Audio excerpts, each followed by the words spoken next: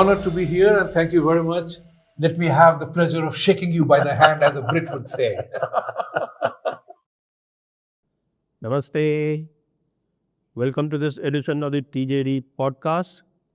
And today we are going to talk about a burning topic, and that burning topic is assault on Sanatana Dharma in Tamil Nadu, basically, and the Dravidian ideology oblique narrative. And to talk about it, we have with us Sandeep Balakrishna. Welcome, Sandeep ji. Welcome to the TJD Thank you. podcast. Great to be here again. You have been writing extensively on this Dravidian phenomenon, Dravidianism versus the wild Aryans. Where does it begin, actually? Where does Dravidianism begin? Yes. It begins with Christian missionaries, originally. It begins in what is today known as Tamil Nadu proper, with the missionary incursions by, most notably, first by a man named a missionary, Catholic missionary known as Roberto di Nobili, who infamously called himself as the Roman Brahmin. So, जैसे हम यज्ञोपवीत पहनते हैं ना, so he used to tie a cross to a thread. I won't call it yajnopavit, and pretend that he was also a Brahmin who simply followed a different god. So this was part of the early missionary strategy across India, where the idea was to convert the Brahmin society first. Because like Islamists who realized that it was the Brahmin community which provided the spiritual guidance for the rest of the Hindu society and who acted as the religious, spiritual and cultural and social custodians of the overall Hindu society. So if you cut them off, the Islamists did it, in their patented fashion, chopping off their heads and, weighing the yajnopavit by the kilogram. Mounds. So they did it, the time-honored way. But these fellows, they adopt a multi-pronged, long-term civilizational strategy, which will outlast an individual missionary or his denomination within the larger Christian family. So that was part of De Nobilis. There are no women leaders in Catholics. Yeah, there are no. Yeah. So there is a famous joke. So much for feminism. There is a famous joke that who was that? Bertrand Russell. He has written in one of his essays. It's a wonderful collection. So he says, why do, somebody was asked, Father, why do, a nun is asked, Sister, why do all nuns take bath with their clothes on? So she crosses herself, closes her eyes, looks up and says, the good Lord sees all.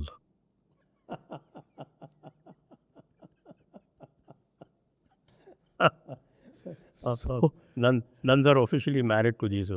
So there you go. Anyway, so that was part of... they vilify Krishna's very, very spiritual story of the Gopikas. The Gopikas and of the 16,000 wives. Yeah. That they keep vilifying. Correct. But otherwise, billions of nuns. Billions, all nuns, yeah. The moment you become, adopt the order of nunnery, then Jesus gets one more wife. Yeah, they take official vow. No, they are sisters, but then, people like De Nobili are fathers. You don't know how you can describe this familial relationship with God and His Son. And the Holy Ghost. The Holy Ghost. So, okay. So anyway, all is fair in the great Lord's kingdom and His family. Right. So nobody adopted that strategy. In any case, somebody is going to take the burden of the sin. Absolutely. Somebody else. It's always somebody else. It's always somebody else. You're not responsible for your own actions. Yes. Great family. So that's what he tried nobly. But then the Hindu society, although we had been, politically warring and, we had pretty much lost political control over large parts of India. Nobili came sometime around the 16th and 17th centuries. And he focused his efforts in the Tirunelveli, Madurai, that region. So he tried that. But the resilience and the rootedness of the Hindu society was so strong that despite his best efforts, and remember, they do this over several lifetimes. So you are a missionary and nobody was a ordained priest and father, that kind of a guy.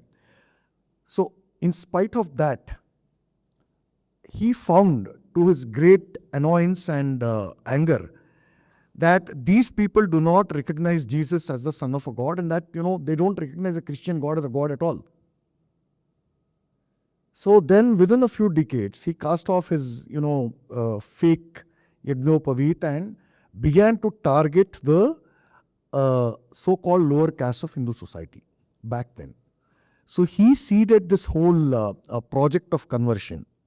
And a century after that, or 2 centuries, 1.5, 2 centuries after him, he was followed by another Italian missionary known as Besci.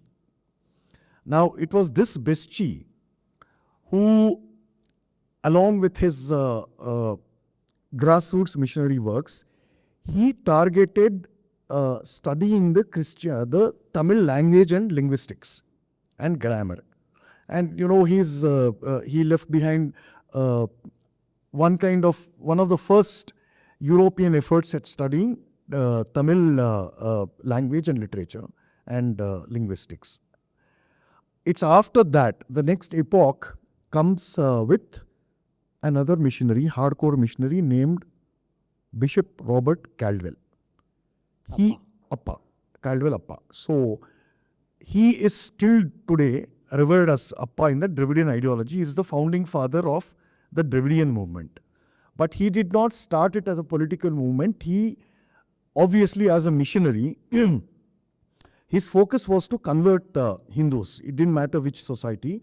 And even before in the later years, what Caldwell did was he took forward Besci's work of studying Tamil language and linguistics and grammar. But before that, he was a grassroots missionary worker when he came to India. So like all grassroots missionary workers, he went around touring the country trying to understand the local customs, manners and lifestyles of different groups and society communities within the larger Sanatana society in Tamil Nadu. And his focus was also in Tirunelveli. There, his first target group for conversion was a group known as Shanars. Today they are known as Nadars. So they were originally hailed from the toddy tapping profession. But one thing about the Shanars were, irrespective of where they were in the larger Hindu social hierarchy and the whole what is known as a caste system, they were forward-looking in the sense that, we have to, when we develop ourselves economically, we will automatically get into the elite circles of society. So they were not bothered, they never felt inferior that we belong to the toddy tapping caste or whatever. So this man, Caldwell, he studied that community and wrote a book called The Shanars of Tirunelveli.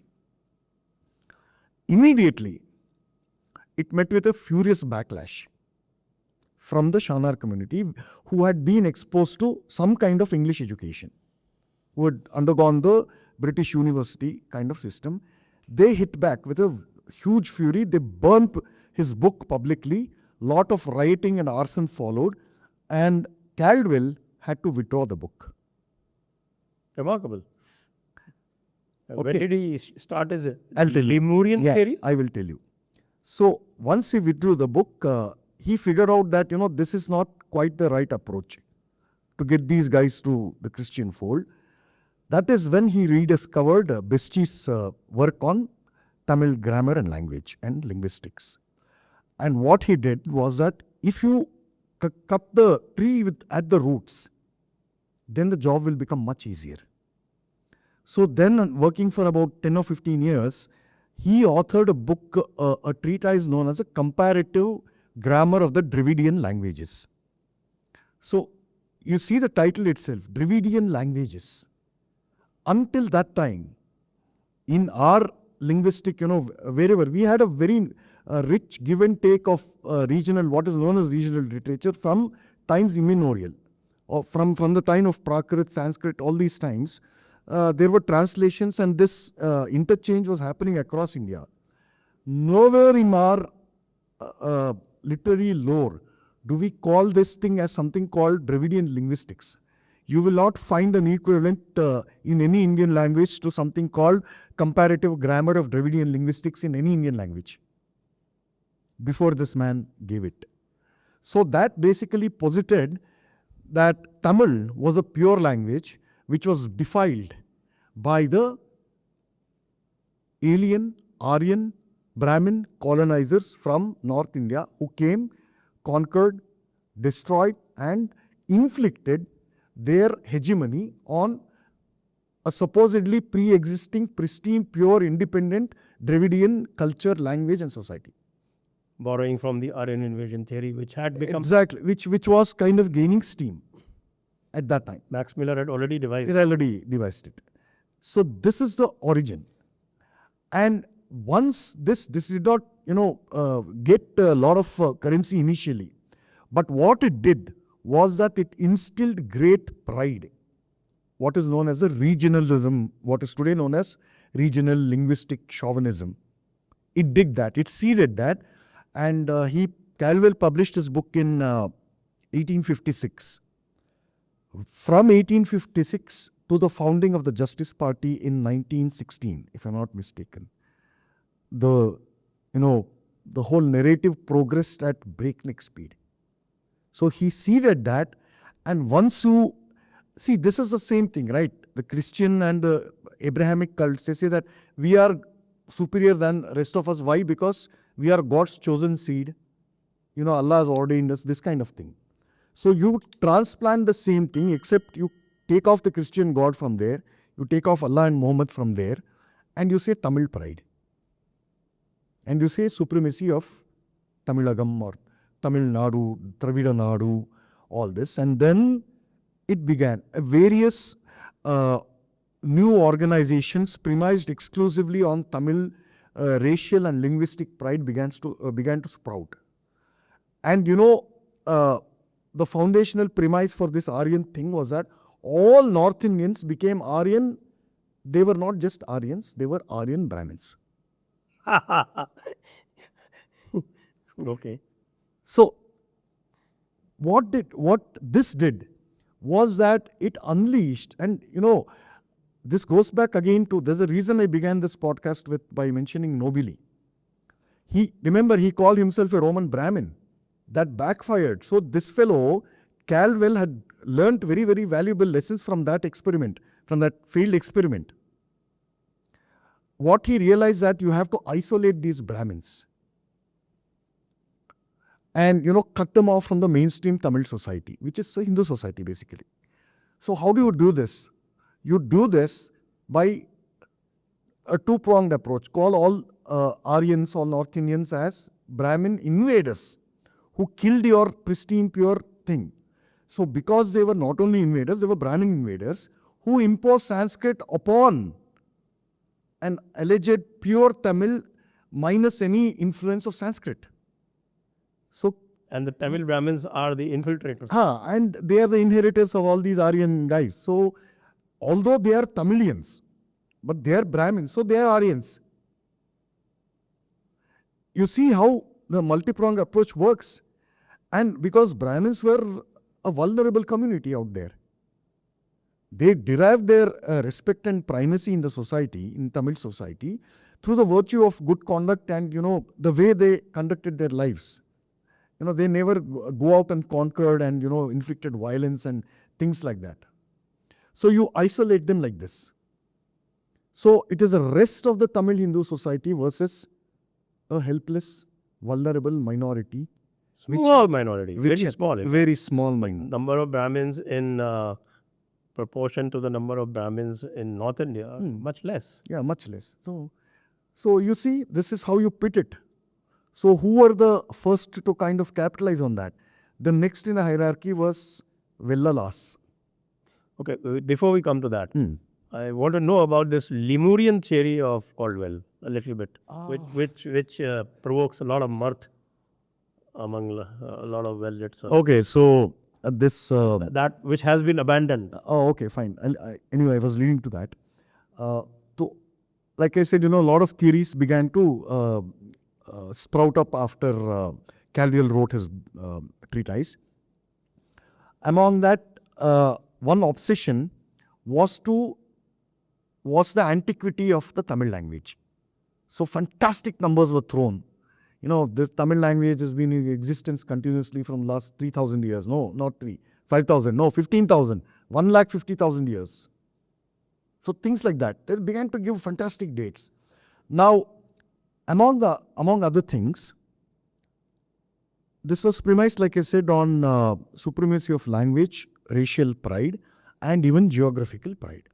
So the question came as to exactly what constituted the landmass today known as the Tamil-speaking regions.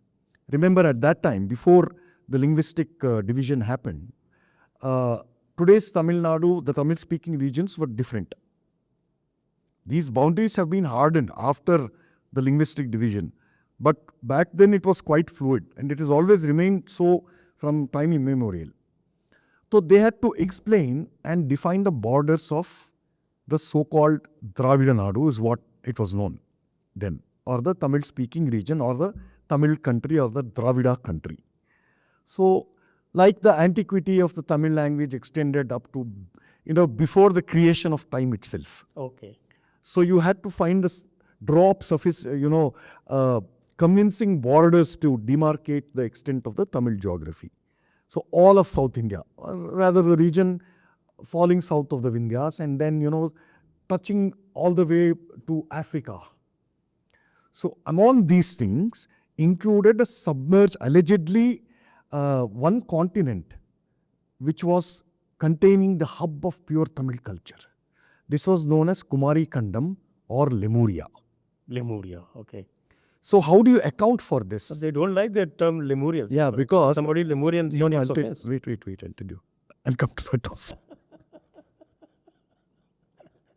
He thinks I am calling him a monkey or something. Yeah. So Kumari Kandam, you have to show the existence of submerged geographies, no? Like so many are there, many archipelagos, all these have been submerged. There is, scientific methods to find out the past of these geographies. So how do you account for this? Again, you keep theorizing based on some or other flimsy literary mention in something. You twist the meaning. A lot of thing has gone. So Lemuria, Kumari Kandam or Lemuria was one such thing. Now what happened is that Professor B.G.L. Swami, okay, he worked as the principal of the famous prestigious Presidency College, Madras. One of the finest institutions, till these guys took it over. So he was eyewitness to the cultural destruction, all-round destruction of the Tamil society after the Dravidians took power. That is after Annadurai, and then following him Karunanidhi, all these guys came to power. He was eyewitness to the damage. So a railway clerk, he would come and apply for a lecturer's post. And he said, look, you're not qualified. This is a university. Unfortunately for Swami, he didn't know that this railway clerk was some kind of a propagandist, card-carrying DMK party member. Within a few years, he came on par in terms of emoluments and, salary with Dr. Swami. This is the kind of thing that occurred. And there, a professor of history or a professor of Tamil once came to Swami and, he began giving his theories about, Kumari Kandam. So Swami is a distinguished scholar, Dr. Swami. So he listened to him patiently and he said, okay, what do you call Kumari Kandam in English? So this guy was dumbfounded. He said, give me 1 week. I will unearth all the facts and come to you. So a week later he comes, he says, this is called Kumari Kandam, in English is known as Lemuria. So Dr. Swami's, he had a PhD in botany and zoology. So he said, okay, let's see. We have a family here in zoology, and Lemuria is a monkey, a family, species of a monkey. So this guy got damn angry, then he went out, formed a, called up some DMK goons and, shouted Swami Murdabad and things like that. So this is the origin of this Lemuria. That's how they gave up on Lemuria. Lemuria. No, every time they call this, and because they are tracing it to Caldwell, you should remind them that ultimately you are Lemurians. We are Lemurians. You should be faithful to Caldwell. Yeah, you should. Appa. They should, Appa. They are faithful actually. So if they are faithful to Caldwell Appa, they should call themselves Lemurians.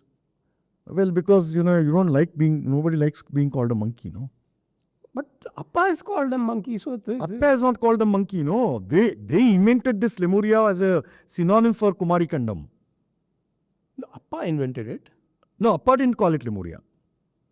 See, Appa left behind a theory of this Aryan Dravidian divide and this whole, linguistic supremacy, anti-Brahmanism and all that. These theories were later propagated by his disciples. Missionaries. All these theories. No, these Tamilians only, basically, who wanted, a separatist land and purveyors of the pure Dravida culture and civilization. So this, it's funny in hindsight, but the damage it has done is enormous, actually. So you cut off the Brahmin society, marginalize them, sideline them, and then what remains? So it is each caste against itself. In fact, one, I forget, he was an academic, Nallan something, don't quote me on the name, but in the late 19th century and early 20th century, one offshoot of Tamil pride, how they tried to rediscover their pure Tamilism and Dravidian stock, to use today's term, was that Shaiva Siddhanta was supposed to be a great independent work, separate, which had no trace of Sanskrit or Vedas or the Vedic inheritance. There's no link. So, lot of work was done in that period, in that 60 years. Lot of work was done in the area of Shaiva Siddhanta. And some valuable material, to their credit, has come out. But the point is, they did this to prove that they were separate from the so-called Aryans and Brahmins and Sanskrit. And it became influential, but when the Justice Party was formed, one of the great proponents, his name starts with N. So he confesses at a Justice Party meeting. He was a card-carrying member of the Justice Party. He confesses at a Justice Party conclave that, look, whatever work we have all done on Shaiva Siddhanta, in terms of concrete influence and the results that have been achieved, we are no match for the Justice Party's methods. You're no match for the Justice Party's methods. Okay. This is a member of Justice Party saying this. Okay. In between, they also did a lot of things like, they traced Thiruvalluvar to St. Francis, and they said Tirukkural is... This list is endless, okay? The Tirukkural is So they've put the cross to Thiruvalluvar, then they've put the cross to, they've equated Balasubramanyam, the Kumara, Kartikeya, the commander who led to the Tripura Samhara. So they've equated him to, baby Jesus and things like that. This list is endless. Yeah, but those things haven't really caught on. They haven't caught on, yeah. They haven't caught on for a simple reason, because a monotheistic, Abrahamic, intolerant religion like Christianity can produce no beauty and art. You can have, both of us sitting here, we can invent on the spot some variant of Krishna's Leelas in Gokul or Vrindavan. Can you do that with Jesus? Can you do that with Mary? No, because all their denominations, they have their different takes on Jesus and Mary. No, but it can't produce beauty and art. So this is why, equating Italian Renaissance did produce a lot of... No, that is in spite of Christian. But what was the theme, sir? See, Renaissance came as a revolt against Christianity. It was not a product of Christianity. Yes, but then a lot of Christian themes were there. Yeah, so If you look at Michelangelo's paintings, that's my point, right? so chapel, so- all Christian themes. Because you have enchained your art to force fit it to your Christian themes. Beyond that, you can't imagine. I can invent a friend for Krishna and write an entire novel based on that. You can do that. This is a flexibility our culture gives. I have done that. Yeah, you have done that. Yeah, you have written 3 books on Krishna. You can do that. Nobody will, crucify you or, pelt stones or send you to Jahannam or what is that, heresy, things like that. That's not there. So this is why these experiments didn't succeed here.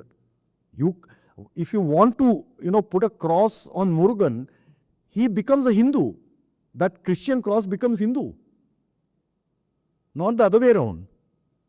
Because there is no space for a Murugan other than the Christian God in Christianity. This is why it fails. So what was the Justice Party's mechanism? Why did Justice Party get So just formed, and then it said that they opposed religion per se? Though of course they never seem to have opposed Christianity or Islam. Fantastic question. So Justice Party was the political face of this ideology premised on so-called Tamil supremacy or the Dravida supremacy, whatever labels you want to give it. So it wanted a political voice, and it started with the explicit goal of anti-Brahmanism. It was an out-and-out anti-Brahmin movement from day one. The point was to, what Udayanidhi said, eradicate Sanatana Dharma, but basically calling for the eradication of Brahmins by all methods necessary. I am told the people who floated the Justice Party were Chettiars, Mudaliars and Nayars. Yeah. And the main reason was the predominance of Brahmins in the English employment system. Yes and no. The answer is complex, and there is great truths to what you said. So all these are wealthy communities, They are, yeah. upper castes, So and even martial communities. martial races, yeah. Yeah. That was also part of Madras residency at the time The of Villalas, Kerala. the Villalas were the second most orthodox. I'm using this word with specifically. They were the most orthodox community after Brahmins, Villala community. When they saw the potential, the political potential, and the long-term potential of this anti-Brahmin narrative that was picking up speed, they figured that, we are eminently placed to reap the long-term benefits of sidelining Brahmins. Okay, the Villalas. So basically, your question was, about the predominance of Brahmins in, especially in government jobs and things like that. And despite the existence of these wealthy communities, Villalas, so on. Now, it is, to a great extent, it is true, the Brahmin dominance is true. But the narrative, today's narrative, has distorted it to such an extent as if to portray that Brahmins went out of the way to oppress these people. If that was true, do we hear of one great backlash from the Brahmin community against the Justice Party? One. For that matter, If you are an oppressor, and the downtrodden and the oppressed are giving you such a fight, what is your first response? To crush that so-called revolt and opposition, right? Show me one instance, sir. even before, even a couple of years after Justice Party came to power, a series of, I'll call them revolts only, street riots basically, street violence, resulted in the closure of at least 15 Vedic Patashalas, which had a minimum unbroken continuity of 500 years. That's half a millennium. Across 20 locations in Tamil Nadu. I've given the details in a series I did in Dharma Dispatch, but yeah. This, operation should be made of sterner stuff, to quote Shakespeare. Where was it? In fact, not just this, before the advent of these missionary narratives of Brahmanical oppression and before the advent of the Aryan invasion theory, I have actually searched for any instance of oppression or backlash to oppression or backlash to backlash of oppression through about 2000, 3000 years. I haven't found any. You won't find it. Whereas the attempts have been made to portray advent of Buddhism as some kind of a backlash. Yes. That has That been the backlash was predominant such narrative. that they kept debating for 1,000 years Yes. till they were eliminated by the barbarians. Yes. So if you have come across any such instance, No, sir. No. The backlash that came from Brahmins to this Justice Party were in the form of articles and essays in journals. What are you faced with? You're faced with street violence. Right? Kadalai, Kurachi, or it's a coastal town basically. So 600 years old Vedic Gurukulam, it is completely destroyed.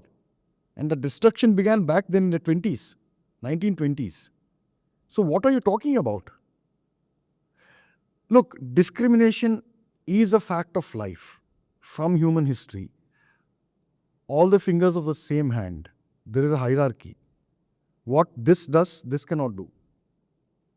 What this does, this cannot do. So you have to accept the hierarchy and transcend it. Like you say, cut your nose to spite your face, things like that. This is what they did in Tamil Nadu. Led frontally by Justice Party. The seeds, like I said, it is entirely Christian in tone and tenor and in its ideals. but then there is a fallout between. So what happened? Wait, what happened as a result? So find the Vellalars and other communities, they gained ascendancy, they gained political power, they formed a government. Found an opportunity. They formed a government, all these things, they, throughout the Brahmins, which is all fine, okay. But what explains the fact that most of these communities have become isolated? There are Christian Nadars. What does it even mean, sir? There are Christian Gounders. Another thing, So this is a Christian project. This Dravidian thing is a out and out Christian project. one more thing in this is that EVR falls out of the Justice Party. Yeah, EVR, As early as I think EVR, I think, 24 or so. around 23, 24. No, EVR was first a congressman. Okay. EVR was initially a congressman. He was a devout follower of Gandhi. I think Nawab Nehru best describes EVR as a unhinged lunatic whose correct place is a lunatic asylum in which he should be locked and never let out. This Nehru writes in a letter to Kamaraj. Kamaraj, Kamaraj. 1950s. It's well documented. So that is what he was. But, we'll keep this EVR discussion separate. But since we're talking about these social, ideological, theological phenomena that led to this Dravidianism, one thing it did very well, it kind of eliminated the Brahmins from Tamil Nadu. Now that is one story that has never been told. It is almost a century old. The Brahmin exodus from Tamil Nadu. It has a documented history of 100 years. Unfortunately, the Brahmins of Tamil Nadu have themselves not told it. This is also not been told because I think Brahmins of Tamil Nadu have done very well elsewhere. 1916 is when Justice Party is formed. 1922, 6 years, is when a government order is passed. Remember, British are ruling Madras Presidency. they pass a government order. It is called a communal government order. There were names like that. So you read the MLCP, Madras Legislative. Yeah. So The communal electorate. yeah, communal government order 1, 2, 3 or something. Forget the numbers. That specifically excludes Brahmins from government service. So a lot of Brahmin scholars, as in not Vedic scholars, but within the community, they say that fine, you have excluded us from this and you have forced us to look for alternative options in the private sector, which means business, teaching in the private sector, becoming lawyers, judges, bankers, going into business, anything not directly related to the government. But there will come a time when we will be pushed out of that also. This scholar writes this in 1924, which has exactly become the reality. And yet, last year or the year before last, 2021, one scumbag named R. Rajiv Gandhi is a DMK party person. R. Rajiv. R. Rajiv Gandhi. Has such funny names. And there are Stalin, Stalin, the mass murderer. So, R. Rajiv Gandhi says, look, we made a mistake in 1973 when Periyar said we have to commit a genocide of Brahmins. We did not implement it fully. In spite of doing all these operations, and you're still 1% here, but still you're successful, how dare you be successful? He says this. We should eliminate you. ये speech देता है. This is routine in Tamil Nadu. So you see how this man's prophecy in 1924 has come true. That's very well, but the point is that isn't this a philosophy of diminishing returns? After all, when there are no Brahmins left, almost no Brahmins left, you're saying that only 1% Brahmins left. And why do they keep perpetuating this hate against Brahmins? Of course, there were the Brahmins in Tamil Nadu, for that matter in most places, have never been in a position to oppress anyone because they never wielded political power at all. Political power, they never wielded royal power. Yeah. In South India, some reputed scholars like Shatawadani or Ganesh ji and others, they have written that the political powers in South of India, in most cases has been wielded by only those who are today labeled as OBCs. Shudras, as they were known. Not just in South India, but since the context is South India, it is entirely true.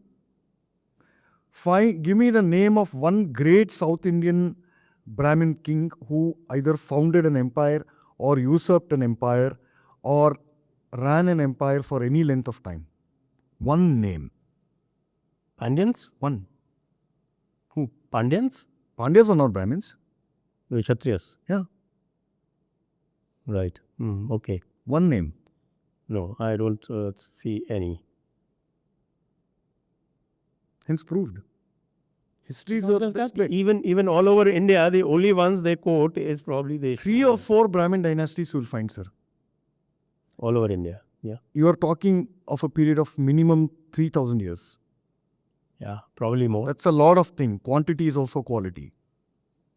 That's a lot of time and space are important. Details matter.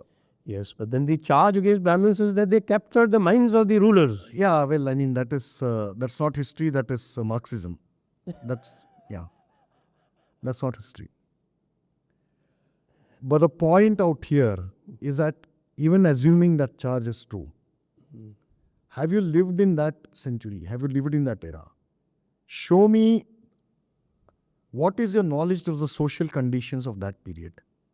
Even as recent as the Vijayanagar Empire, around the decline and fall of Vijayanagar Empire, that society was highly mobile.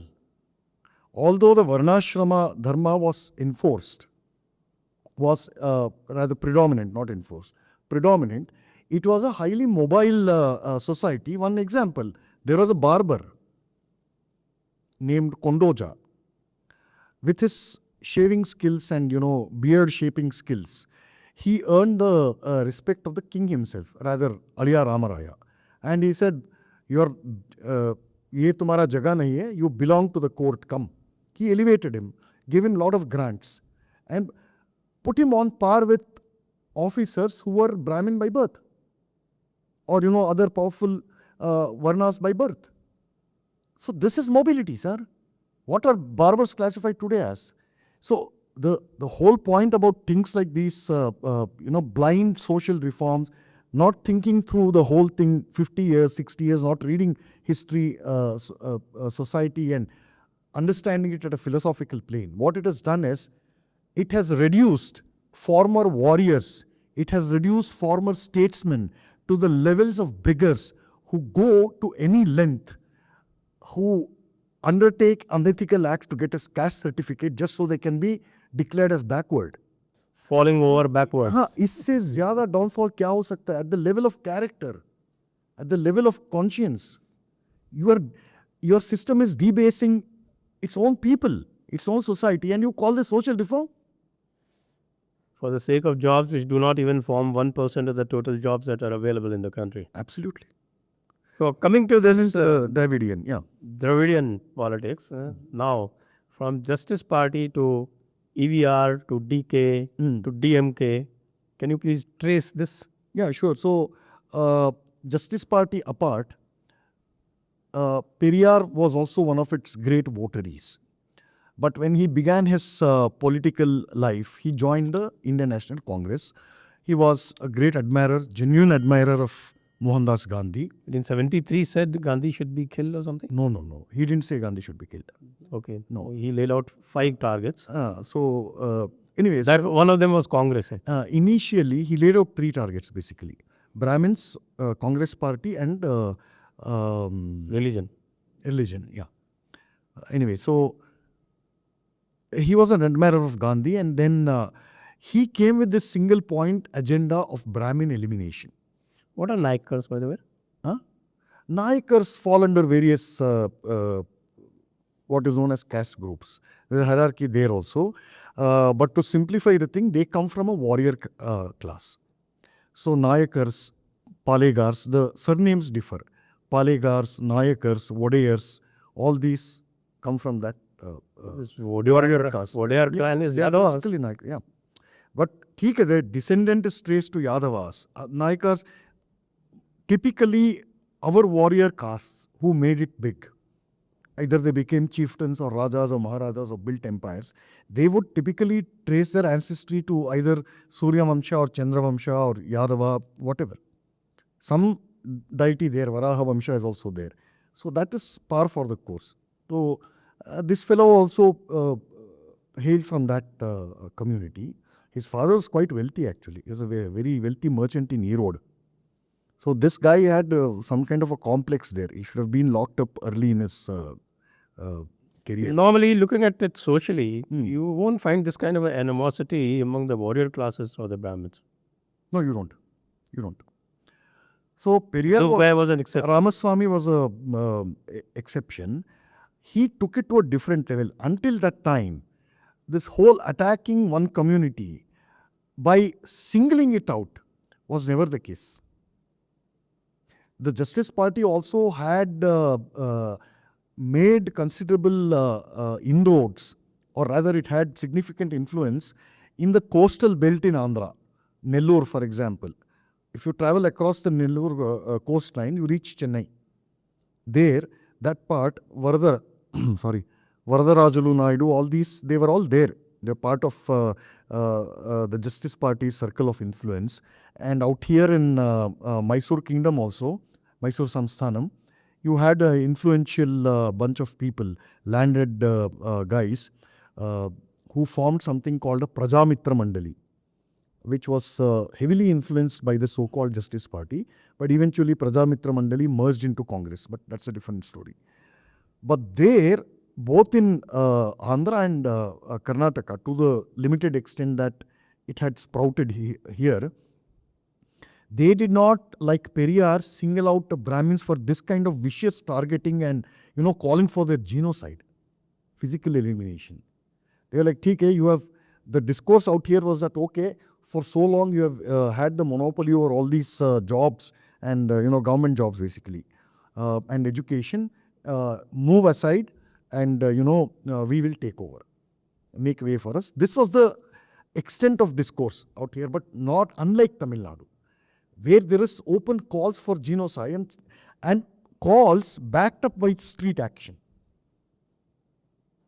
You'll be surprised to know that Periyar led his followers to enact street plays where the sitting would be in Naraka in front of Yama, who's the ultimate Chief Justice. And Krishna, Rama, Ravana, all these people would be put on trial as accused. And passages from Ramayana, Mahabharata, Puranas would be deliberately turned over their heads to pronounce a verdict of guilty on our gods. Street plays used to be done like this, on these themes. They didn't capture political power by ordinary means. So when you say something has to be reformed, it means that you think about it.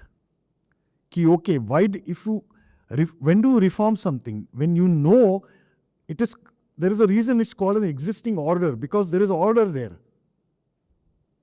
It is just that some corruption and some negative elements over a period of time would have crept into it.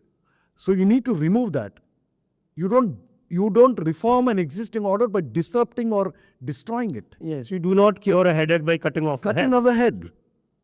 This is what Justice Party and more fervently under EVR did. Street violence. And the British played along, sir. It suited them. Oh yes, the British, they always wanted to do the conversion. Conversion and other thing. Elphinstone, for example. He's written beautiful books about, the glorious culture of Hindus and all that. In a public speech in Chennai, he gave an open call to the students. The Brahmin students, he targeted them. How dare you call your classmates as monkeys? The Ramayana is interpreted in Dravidian mythology as, we are Dravidians, and in the Ravana we are called, in the Ramayana we are called monkeys. Lemuria. That's called the Lemurian mindset. The Lemurian mindset. Okay. So these are not ordinary methods. Okay. So, look. Then how did you have Congress capturing power in the Madras presidency in the 1937 No, election? that is because, this is a fantastic question. Let me answer this in two ways, using a parallel. There were several movements during the freedom struggle across India. So out here in the Madras presidency, in the Dravidian, there was a freedom struggle. The influence of Swami Vivekananda, especially in Madras, in Chennai city, it is a subject for a deep research. Even today, it has not been studied to the depth and the extent at which it has to be studied. That is one thing. So the freedom movement was one. And this E.V. Ramaswamy and this gang of Dravidian, activists, that was one. What were they fighting for? They were not fighting for the freedom of India, sir. Oh, EVR was on record. On record, he has declared August 15, 1947 as a black day for the Tamils. Yes. He has written so many petitions to the British. Yes. Not to leave India. He has written letters to Jinnah. Even to Jinnah. Jinnah. He said, my friend, you have abandoned and, left me and gone away to Pakistan. I know initially the Jinnah also had this project of Tamil Nadu. Yeah. As well. In fact, one of the seeds for the partition of India came from Tamil Nadu. So these are not accidents. There's a lot of interconnections. So anyway, back to the thing. So, 1937. These people, the Dravidianists and EVR, they were not fighting for the freedom of India. They were fighting for the freedom of what they call a pure Tamil Nadu, which is why, the project of a separate independent Tamil country, it still gives wet dreams to many of these old die-hard Dravidian loyalists. The Dravidian movement is also called a separatist movement. Yeah, the first call for a separate Dravida Nadu was given by the same Ramaswamy Nayakar in the early 1930s. I think it was in Kadalur or one of those places. Openly he said that. And then he said we should cut off Hindi. This was also in 1930s. So, what was the question again?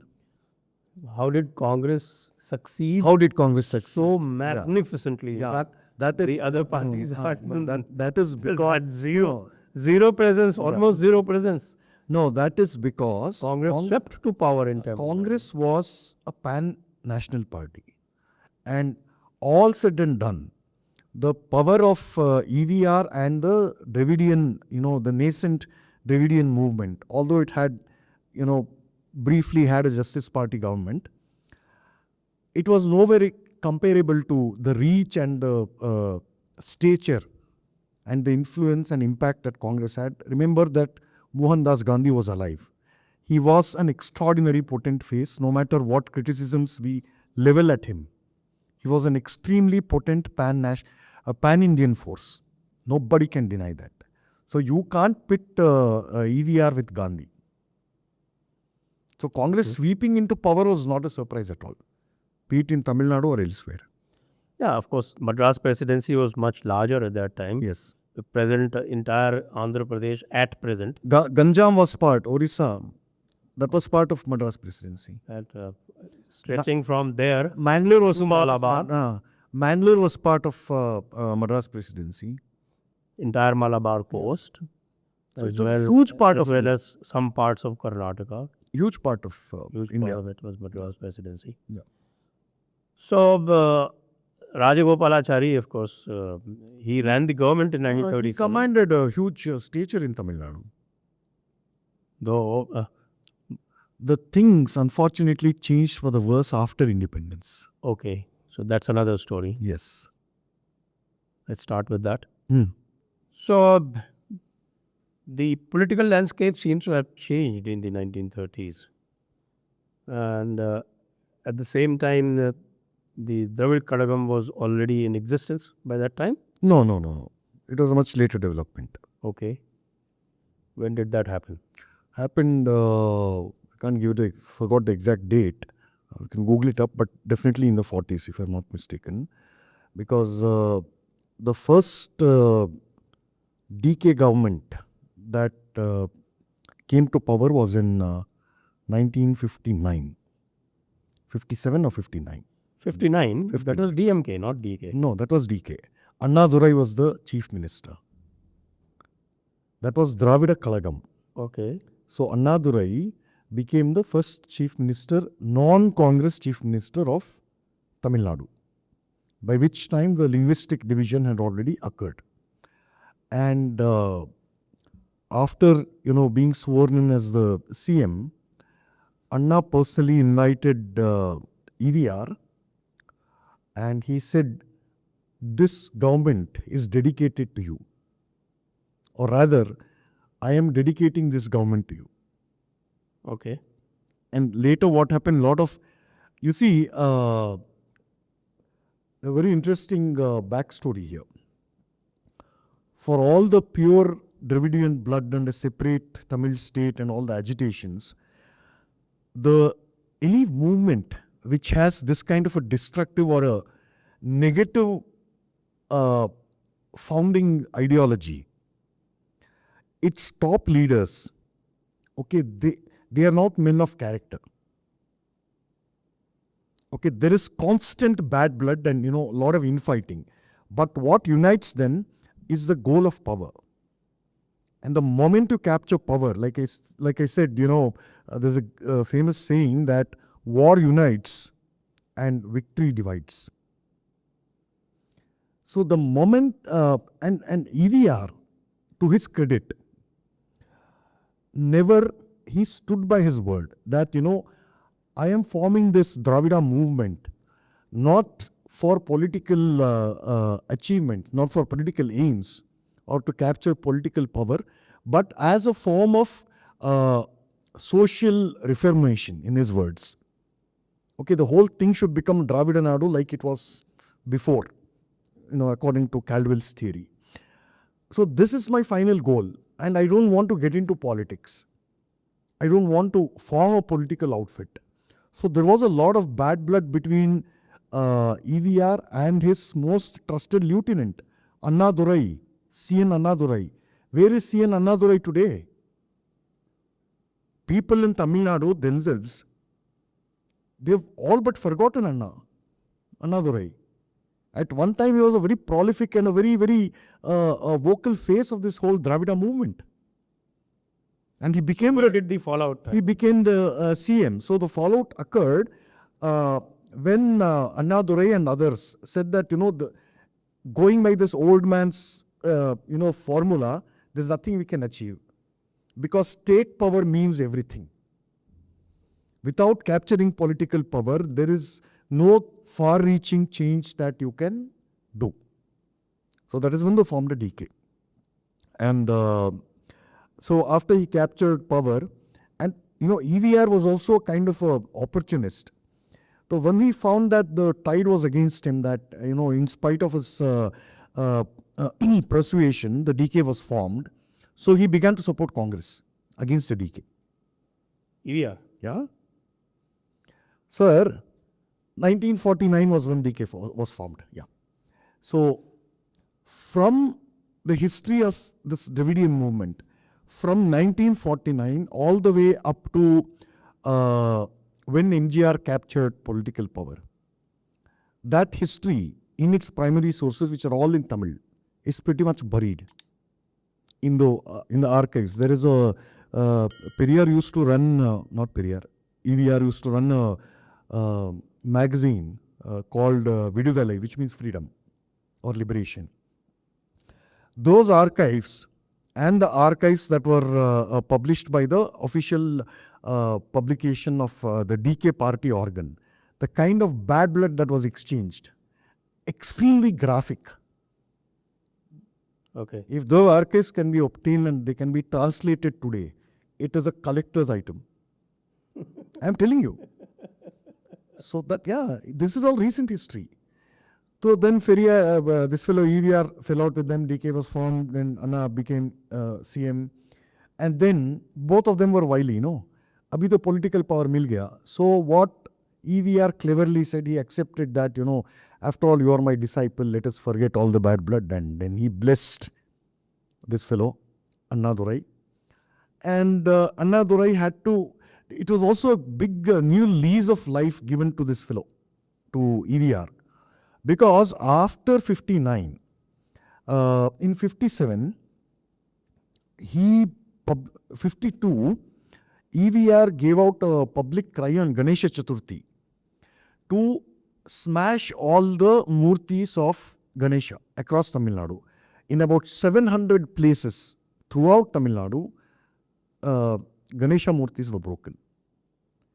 And that was followed in 57 by burning the pictures of Ramachandra and garlanding his photos with chappals. ये कुछ कम नहीं किया है ये लोग. Okay. Where was Article 295A at that? And Section 295A of the IPC? And Annadurai and others also, till EVR's death, they kept Periyar or EVR for his nuisance value. Just to contain his nuisance value, they kind of, allowed him a free run. Kyunki wo abhi zinda hai. And he commanded a lot of following, which is the base, the political constituency of the DK, the Dravidian parties. This 59 government didn't last long. It didn't last long. So then it is when they realized that they have to transform into DMK. No, these people fought again, and DK split into DK and DMK. That is when this wily, master crafty politician named Karunanidhi really emerged. 67, he became the the first DMK government came to power. Anna Durai was again the chief minister. No, Yes. no, first DMK government, Karunanidhi was CM. That was his first term. 67, Karunanidhi became CM in 69, after Anna Durai died. After he died, yeah. You're right, I'm sorry. Yeah. So anyway, so with the emergence of Karunanidhi, things took a different turn. He pretty much monopolized the entire Dravidian discourse. How did he do? I mean, Anna's death was one big obstacle was removed from his path. He monopolized the whole party structure, but more than anything, he used M.G. Ramachandran, who was one of his greatest vote catchers. MGR's charisma was unparalleled. Today, we don't live in an age of these great political icons who are deified. Temples are built for them. That era is over. So it is hard for us to believe the kind of aura and the charisma that MGR exuded. And he saw what Karunanidhi was doing in the name of Dravidian ideology, monopolizing both political power and money power to perpetuate a brand of family politics, which he had in turn imbibed from Nehru. So that is when, bad blood again between, you see how many bad bloods are coming here? In a space of what? Less than 30 years after independence. This is the state of affairs. So then MGR was expelled from the party. We know that story. And he made a solemn promise to Karunanidhi, I'm going to form a party and I will become the CM. As long as I'm alive, you won't be anywhere near power. For 13 years, Karunanidhi was in political wilderness. As long as MGR was As long as he was alive. तो ये क्या ideology, क्या Dravidian ये बोलते हो, but what they did. And MGR was Dravidian only in name. Only in name. So the AIA DMK, the first O. All the political landscape got divided along caste lines at that time. Long before that. So you see how it works, like I said, no? First you expel the Brahmanas. And then the whole project of Christianizing India happens through caste targeting, what is known as caste targeting. You isolate each caste from the overall umbrella of Sanatana Dharma. So then what happens if one isolated component can't fight for a long time? So like I give you an example, you have Christian Nadas, you have Christian Gounders. What does it even mean? Right? So we both are cousins. I am a Christian. And every Sunday I go to church where I am told that my former gods, Devis and Devatas, are false gods.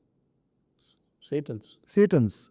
And we share the same meal, at family functions. How does this work? So how long, after how many generations that your children will get converted to Christianity? Not too much. So this is the model. So what too many people don't realize is that the Dravidian parties, it doesn't matter which, but mostly the DMK, 99% DMK, it is the strongest and the most powerful and the most sustained political arm of the Christian church in Tamil Nadu, or rather in India. But not all Dravidian parties do it. Not all that's what I said, DMK. It is DMK. Only DMK. It is the most powerful. But the point is that this power is deadly because it is invisible. Both of us so far in this conversation, we do not overtly associate the DMK as an evangelical organization. No ordinary person, they will think, when they talk about DMK, they will either praise Karunanidhi or call him, some kind of, Dravidian bigot or whatever means good or bad. They'll analyze Karunanidhi as Karunanidhi. They'll analyze DMK as a political party with a specific ideology. Nobody ordinarily associates it with the Christian church or with conversion activities, but the kind of de-Hinduization that the DMK has done, has been extraordinary, and it has not been achieved even by the Christian church. with all its overt and covert methods of conversion. The DMK has singularly de-Hinduized the whole of Tamil Nadu with greater speed and success and swiftness, and on a scale that is unprecedented. Well, the question, This is the real the ditch. question that immediately arises is that while DMK might have been successful in this, but then as soon as you get a charismatic leader such as MGR or Jayalalitha, their project goes into doldrums. Why does that happen? Absolutely. Two reasons, and it's a very pertinent question. The investments that the church has made, especially in Tamil Nadu, dates back to about minimum 500 years. Okay, and the inroads that it has made into the Hindu society in Tamil Nadu has accelerated over the last 100 years. But considering this long period of time and all the resources that it has invested in converting this one state, the ROI has been pathetic. Okay. Which brings us to this charismatic leader aspect of it. It is because the Tamil Hindu society, or what is also known as the Tamil Christian society now, it is by nature innately devout. There's something in the DNA that ये जो बोलते हैं ना, what is that called? A kind of a delirious piety. It is devotion, purity for its own sake. You see hundreds of people during the yatra season in Tamil Nadu. It is common to see. I've seen here also in Rajasthan, doing pada yatras and people doing paltis on the road and doing what is known as namaskar.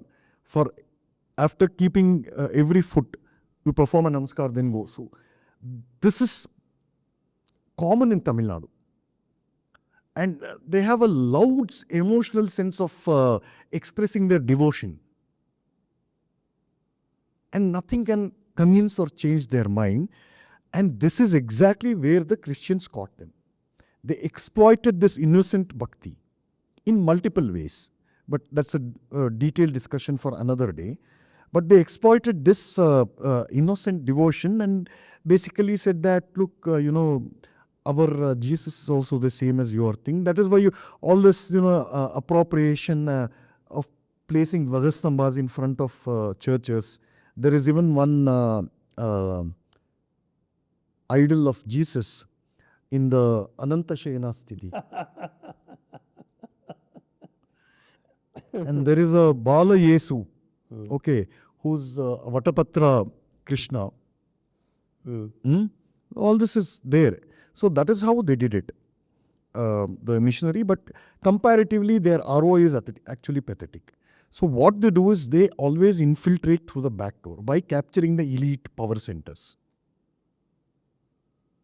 It's a heartless, the missionary enterprise is ruthless, heartless, devoid of immoral. Coming back to the charismatic part, These charismatic leaders, yeah, they capture the sense of the Tamil people, captured their imagination, and they wielded political powers, but they never really pushed back against this Christian mission. Yes and no. Yes and no. Political power, especially in democracy, is fleeting. You get only 5 years. So even if you push back to a significant extent, and there is evidence that, each time Jayalalitha or MGR, in fact, was known as the Jansangh in the wrong party, something like that. Okay. So, he's been a friend of Hindus throughout.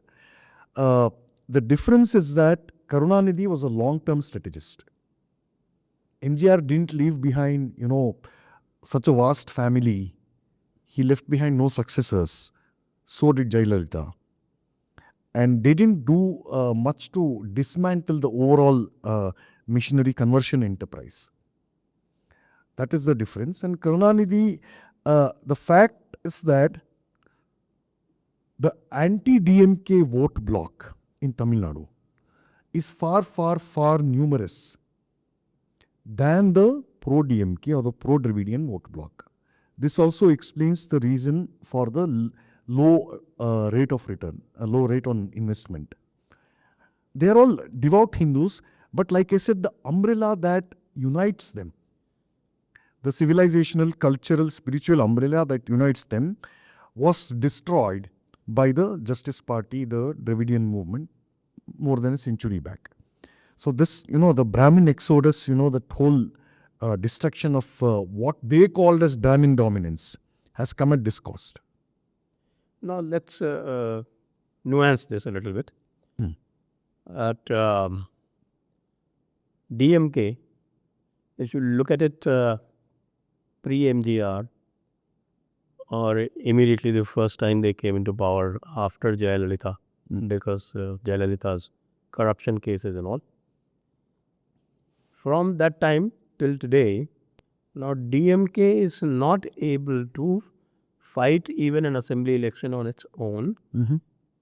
It is fighting now roughly at about 60% seats. Yeah. And it's giving away as many as 40% seats. In fact, in the last election, that last to last election, which Jayalalitha won second time, one of the main reasons that they got defeated was that Congress did not get... it didn't perform well. They did not perform well at all. They won only 1/4 of the seats that were allotted to them, whereas DMK won a majority of the seats that they had contested.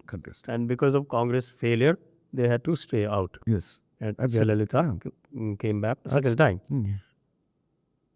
So that does show that the basic purpose of the Dravidian movement, of what they called a Lemurian society, Lemurian, pure Dravidanadu. Pure Dravidanadu or a pure Tamil society, has actually failed. And now you see more caste violence, especially against Dalits, who are purportedly DMK voters mostly, than ever before. And it is the intermediate castes who are actually doing the violence against the Dalits in most of the cases, almost in all the cases, because Brahmins, of course, in no position to do anything of that kind. Or even the other powerful castes don't do it. It is the intermediate castes. It is in the south, it is Tevars against Dalits. In the north, it is Vanyars against Dalits. It's like that. So at a level of principles or at a philosophical level, would you say that this entire Dravidian project is a failure? It was a proven failure in the 1960s itself. Why do you think the splits occurred? And MGR. Yeah, MGR, all these things. Why do you think the A in the AIDMK stands for Anna? Where is Anna today? Anna Durai, where is he? In the whole Dravidian mythology, nobody takes his name. These are all thick ideological friends, no? All disciples of so-called Periyar. Karunanidhi, Anna Durai, Nelunjelian. Nobody remembers Nelunjelian. He was one of the forerunners for the post of the chief ministership. I think he was a chief minister. Chief minister in no. He was a chief minister in running in the race, along with Karunanidhi, who outmaneuvered him, outmanipulated him. Yes, after Anna, he was the one who should have become. Yes.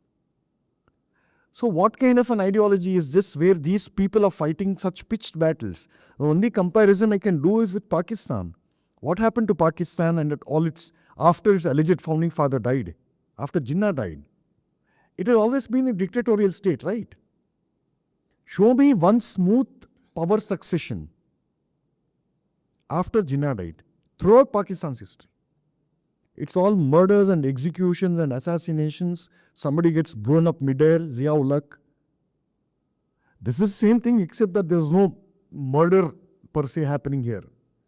Because the ideology is basically based on hate and negativity.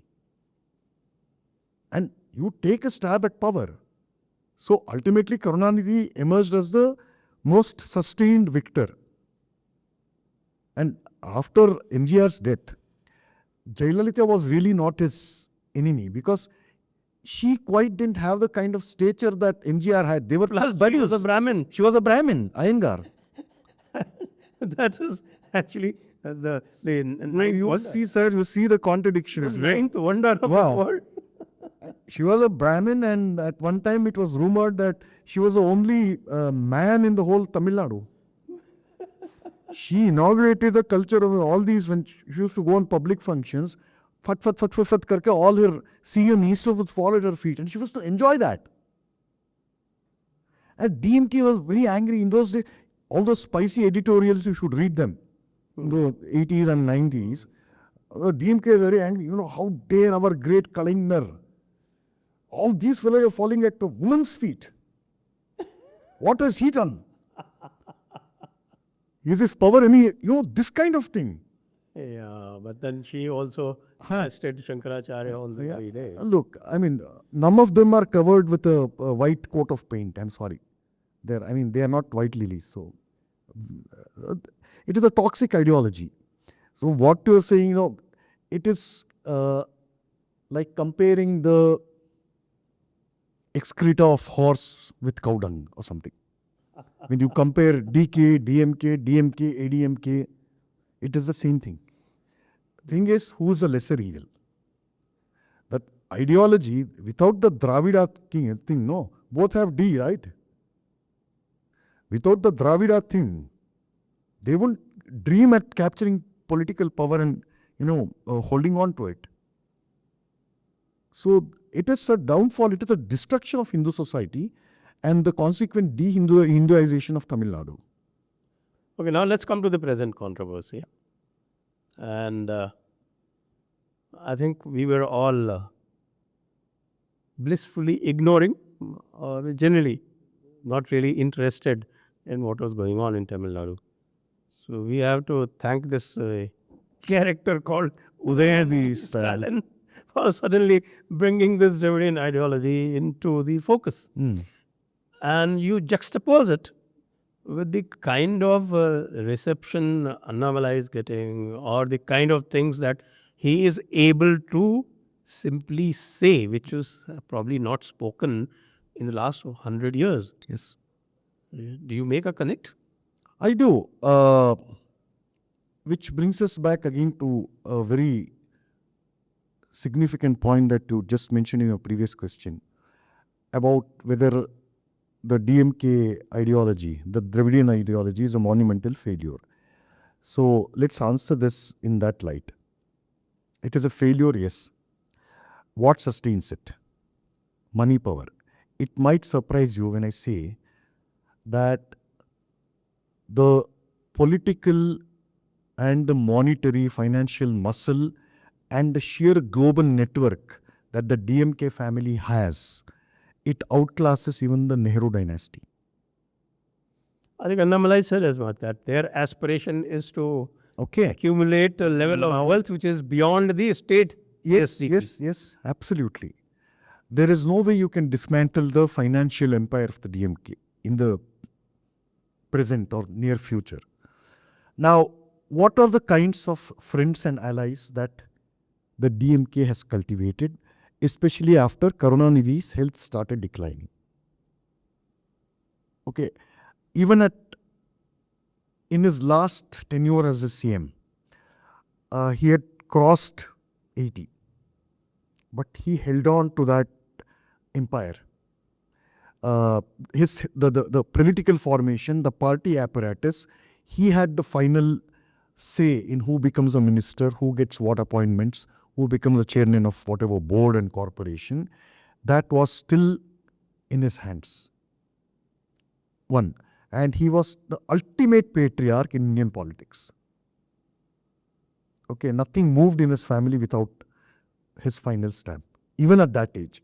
He couldn't move, his bodily functions had to be supported artificially, but his mind was sharp.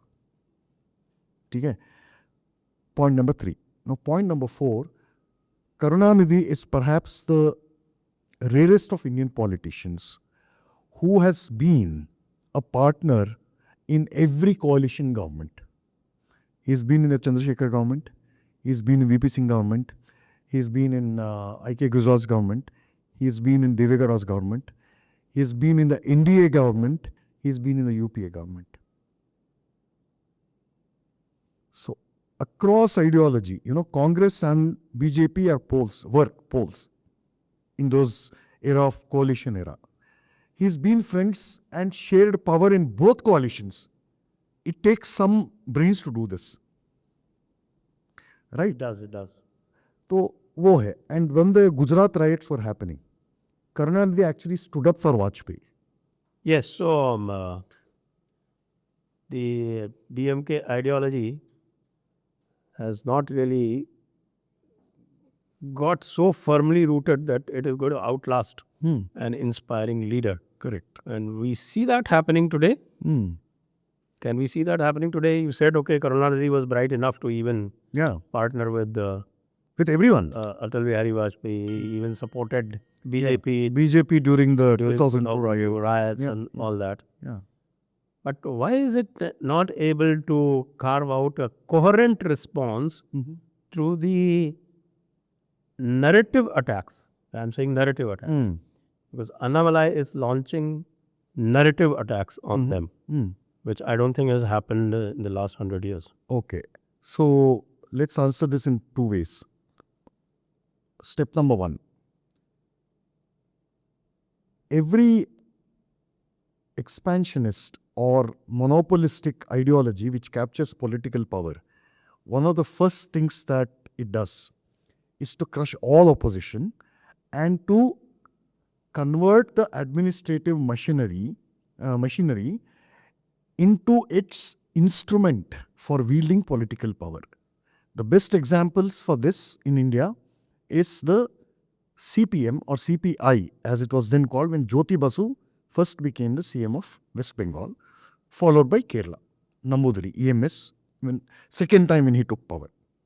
So, the whole bureaucracy becomes an instrument of the Communist Party of India, in this case the DMK. So, they fill the administration with their own men, and all the decision-making things, policies, programs, all follow the dictate of this party.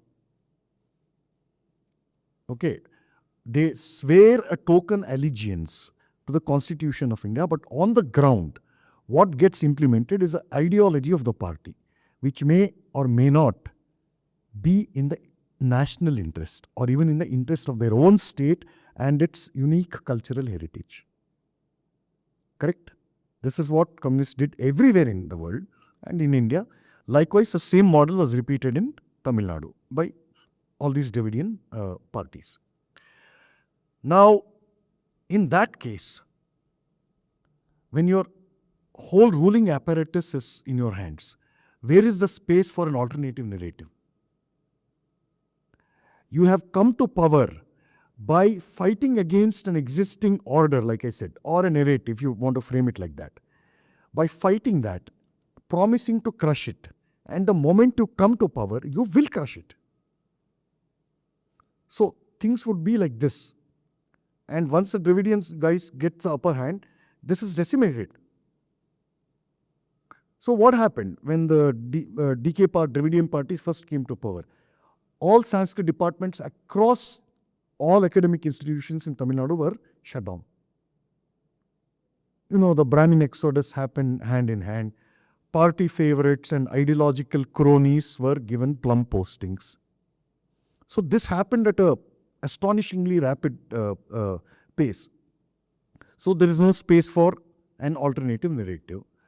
And if anybody had the courage to, protest or say, look, this is what you did, the easiest way to do is physical elimination. I know of so many newspaper editors and journalists who have been not only harassed but physically eliminated. You read the papers in the 70s. The Karunanidhi you see today or over the last 20-25 years is a completely different Karunanidhi from what he was in the 70s or even 80s. Excuse me. So, that is one thing. Why does this kind of monopolistic ideology do this? The only way to retain it is because it knows it is standing on thin sand. It's a sand castle basically. that government. That is why you need to oppress or at least, be ruthless in silencing your opposition. So there is zero space for any alternative narrative. So this Karunanidhi understood during the coalition politics era. And he began to slowly cede the space without loosening his grip over the politics of the state. It was a very delicate balance, but his son Stalin is no Karunanidhi. And the India post 2010 or 2006 is a completely different India from the preceding period. So you couldn't get away, people in Tamil Nadu couldn't get away with saying that they were Brahmins. This was the climate. Mr. E.V. Ramaswamy Naikar, in 1960s or 70s, he took it up as an agenda to launch a campaign to ensure that all Brahmin hotels were, I'll just paraphrase the agenda of the program. He says, there are so many hotels across Tamil Nadu which proclaim that XYZ Brahmin Hotel or ABC Brahmin Hotel. The very name Brahmin Hotel indicates their caste superiority. This is in the 60s, okay, when the exodus was well on its way. We must launch a campaign to ensure that no hotel name carrying the word Brahmin remains in the state. And the footnote to that program says this was successfully achieved. You can't find any hotels which have the name Brahmin on the signboard. It is still true, even to this day. Okay, so narrative. Now, when this is a kind of thing, it was unimaginable before 2006 or at least after the internet era, blogging era, all these things opened up. It was unimaginable to write the things that Annamalai is saying. Forget what Annamalai is saying, is a political figure. But ordinary people living in Tamil Nadu couldn't dare scrutinize, forget criticize. They couldn't dare question or scrutinize the Dravidian ideology. It was a perfect state of fear. So that is when Karunanidhi realized that, this period has changed.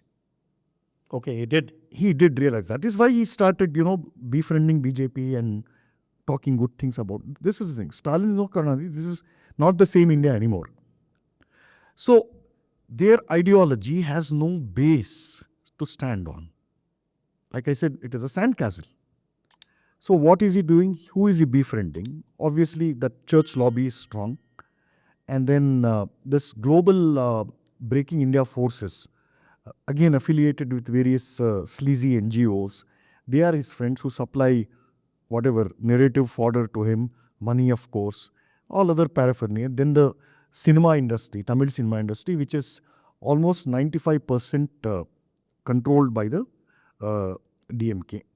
So these are his allies. Plus here and there, Mamta, that INDIA, ये सब इनका दोस्त बन गए अभी. And that bastion is broken. The narrative bastion is broken.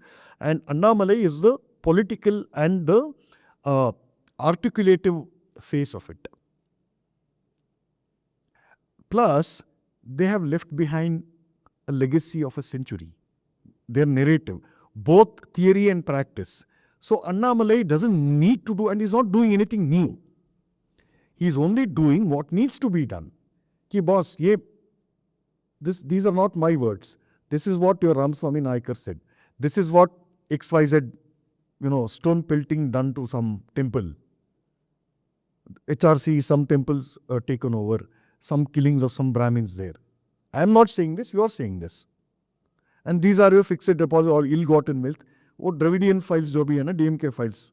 He released this series. Huh? He's not doing anything new at all, no. He's showing them. He's finding traction. Yeah. They're finding traction because that narrative monopoly has been broken. Somebody had to step in, he has stepped in a very good way. So they have put on the defensive. So what's your final prognostication On what? on the DMK or the Dravidian ideology? Where do you see it going? The The next ideology, 20 years? sir, the ideology died long back, okay. As a practical utility, people like EVR and early Dravidian guys, no, they were genuine believers. वो असली घासी थे, to use that word. Right? So they were genuine believers, and that whole idea of carving out a separate Tamil country and all that, that was real for them.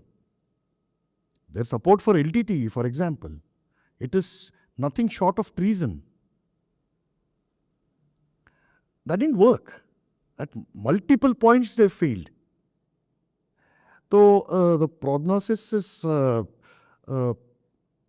the political and the financial ecosystem, the family wealth empire, DMK family empire, that still has some staying power. Plus they also have 50 years of legacy, right? And it is very hard, quite hard to dislodge them in the near future. But the walls in the fortress have been breached. There is no doubt about it. What the Tamil Hindu society needs to really understand is that it is a very devout, pious society. All it needs is a force to rally around and discover that in the name of ideology, in the name of a pure Tamil race, in the name of some mythical Dravidanadu, they have been led down the garden path, except to find that, they've been left in the ditch. And a lot of damage, they have suffered a lot of damage. And this narrative needs to be spread at the level of the family. It is happening slowly. And Annamalai is giving a tough fight. That bastion has been breached, like he said. It's a matter of time. Okay. So that brings us to the end of this podcast. Thank you very much, Sandeep ji. And you have been very enlightening as ever. And I'm sure our audience would have learned about the nuances of this entire the Dravidian mythology. I think that's the right word for it, the Dravidian mythology. It is Dravidian mythology. Thank you very much. Thank you. Always a pleasure talking to you, Sanjay ji. Jai Hind, Vande Jai Hind. Mataram.